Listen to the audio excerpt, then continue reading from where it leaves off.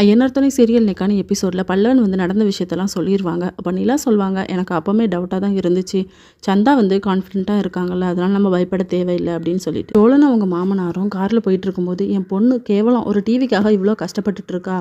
அவளுக்கு நாங்கள் எவ்வளோ செல்லமாக வளர்த்தோம் தெரியுமா? காதல் மட்டும் இருந்தால் போதுமா? கட்டின பொண்டாட்டியே நல்லா பார்த்துக்கிட வேண்டாமா? நீங்கள் மட்டும் சரின்னு சொல்லுங்கள், உங்கள் வீட்டுக்கு தேவையான பொருள் எல்லாமே நான் வாங்கி போடுறேன். ஒரு ஃப்ளாட் கூட புக் பண்ணி அதில் நீங்கள் வந்து தனியாக இருந்தீங்கன்னா போதும், என் பொண்ணை நல்லா பார்த்துக்கிட்டிங்கன்னா மட்டும் போதும் அப்படிங்கிற மாதிரி சொல்கிறாங்க. அதுக்கப்புறமா நம்ம பல்லவன் வந்து நிலா கிட்ட சொல்லிக்கிட்டு இருப்பாங்க, அண்ணி நான் கவர்மெண்ட் எக்ஸாம் எழுதலாம்னு நினைக்கிறேன், அதுக்கான ப்ரிப்பேர் எல்லாமே பண்ணணும் அப்படின்னு சொல்லிட்டு. உடனே சேரன்னு சொல்வார், அதுதான் நல்லது. ப்ரைவேட்டில் நம்ம என்ன வேலை பார்த்தாலும் அது எப்போனாலும் போயிடும். நான் கவர்மெண்ட்டை எழுதுனான்னு வச்சுக்கோங்க, அது எப்போனாலும் நம்ம கூடவே இருக்கும். அதுக்கான செலவுகள் எல்லாமே நான் பார்த்துக்கிறேன் அப்படின்னு சொல்லிட்டு, அண்ணி அந்த கிளாஸில் மட்டும் என்ன சேர்த்து விடுங்கிற மாதிரி சொல்கிறாங்க.